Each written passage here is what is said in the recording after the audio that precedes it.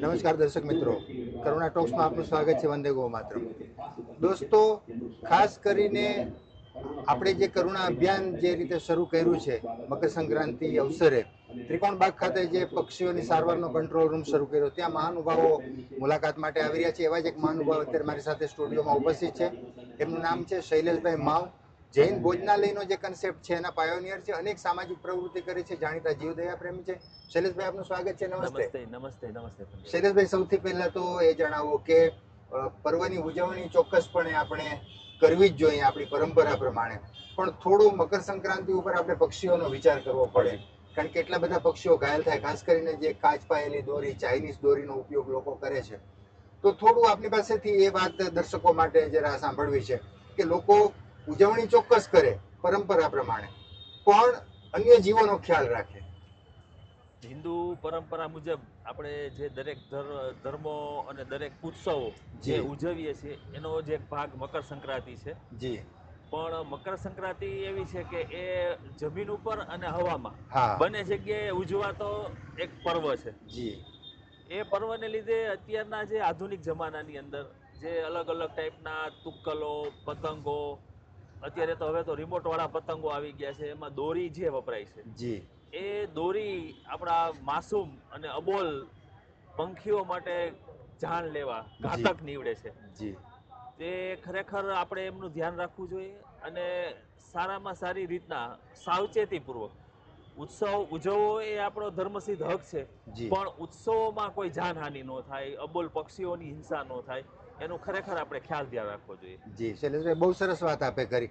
અચ્છા, ગુજરાત સરકારે પણ આ અભિયાન શરૂ કર્યું છે, કરુણા અભિયાન. 10 દિવસ, 10 જાન્યુઆરી થી 20 જાન્યુઆરી સુધી. અને કરુણા ફાઉન્ડેશન તો વર્ષોથી આ પ્રવૃત્તિ કરે છે અને કરુણા ફાઉન્ડેશનના સૂચનથી જ ગુજરાત સરકારે આ સ્વીકાર્યું છે અને સરસ ચાલે છે. અચ્છા, આપ આજે અહીંયા મુલાકાત આવ્યા છો ત્રિકોણબાગનો જે અમારો કંટ્રોલ રૂમ છે, તો ત્યાં પક્ષીઓની સારવાર જે રીતે થઈ રહી છે એ જોઈ, બધા દ્રશ્યો જોયા, થોડું લોકોને આપે જે દ્રશ્યો જોયા અથવા જે રીતે સેવા ચાલી રહી છે એના વિશે પણ થોડી વાત કરી દો.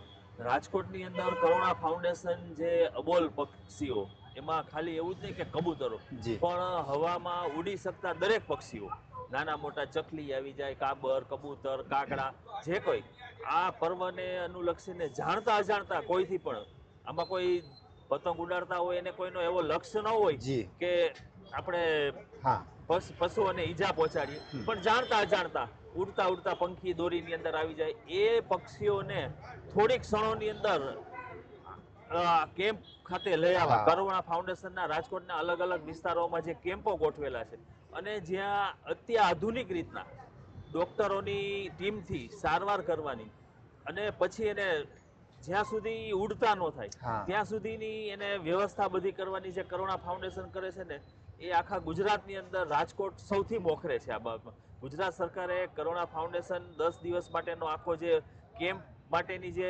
સરકારે જાહેરાત કરી છે, એમાં કરુણા ફાઉન્ડેશન ના સહયોગથી જ છે, પણ કરુણા ફાઉન્ડેશન રાજકોટની અંદર જે જીવદયાનું કામ કરે છે ને, એવું જ જીવદયાનું કામ આખા ગુજરાત લેવલે એક પણ ફાઉન્ડેશન દ્વારા થતું નથી. જી. અચ્છા, એક શૈલેષભાઈ, ખાસ તો લોકોને આપણે જનરલી અપીલ કરતા હોઈએ છીએ કે ભાઈ સવારે 10, 10:30 સુધીનો સમય છે એ પક્ષીઓનો ઉડવાનો, વિહરવાનો સમય હોય છે.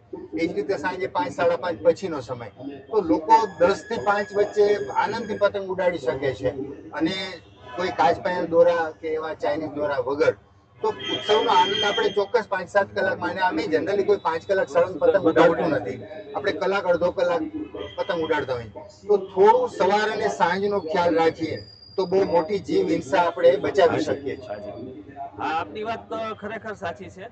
સવારના પોરમાં પંખીઓ પોતાના માળામાંથી ચણ માટે જે નીકળતા હોય છે, ત્યારે એનો ફ્લો બહુ વધારે હોય છે અને ત્યારના સમયે જો આપણે પક્ષીઓને વિક્ષેપ પાડી અને આપણે પતંગ ઉડાડીને ઉત્સવનો આનંદ લેતા હોઈએ છીએ, તો એમાં જાનહાનિ અને જીવ હિંસાનો ચાન્સીસ બહુ વધી જાય છે.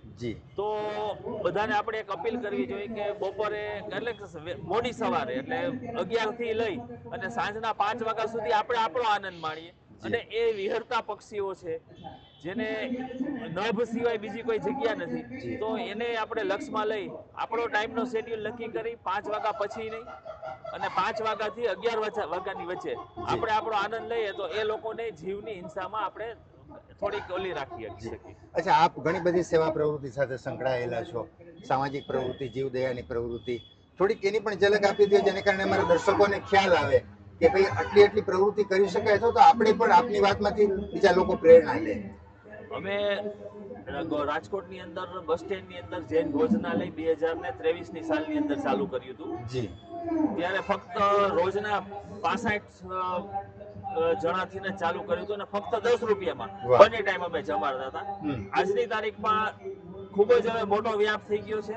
ત્યારે બસ સ્ટેન્ડમાં ભાડાની જગ્યામાં ચાલતું હતું. અત્યારે આપણે સદર વિસ્તારની અંદર એક ધાર્મિક સંસ્થાએ પોતાનું મકાન વાપરવા માટે આપ્યું. અત્યારે 650 માણસો 10 રૂપિયામાં ફક્ત જમે છે. વાહ વાહ બંને ટાઈમ. વાહ. પ્લસ અમે જાગનાથની અંદર ગુજરાત પર્યાવરણ ટ્રસ્ટ નામની એક સંસ્થા ચલાવીએ છીએ. તેમાં દર મહિને ગરીબ, અનાથ અને અપંગ, વયોવૃદ્ધ અને નિરાધાર માજીઓને જેની ઉંમર 60 વર્ષથી ઉપર છે, જેને કોઈ નથી, એને આખા મહિનાની રાશન કીટ આપીએ છીએ. વાહ, આખા વાહ. મહિનાના કપડા આપીએ છીએ અને દવા દારૂ આપીએ છીએ. પ્લસ અમારે ત્યાં 250 માજીઓ છે. એનું અમારું પંચનાથ હોસ્પિટલની અંદર ટાઈઅપ છે અને 1 રૂપિયાથી લઈને 1 લાખ રૂપિયાની કોઈ પણ જાતની સારવાર પંચનાથ હોસ્પિટલ વાહ. Behalf of Gujarat foundation free of charge કરી આપે છે. વાહ વાહ વાહ.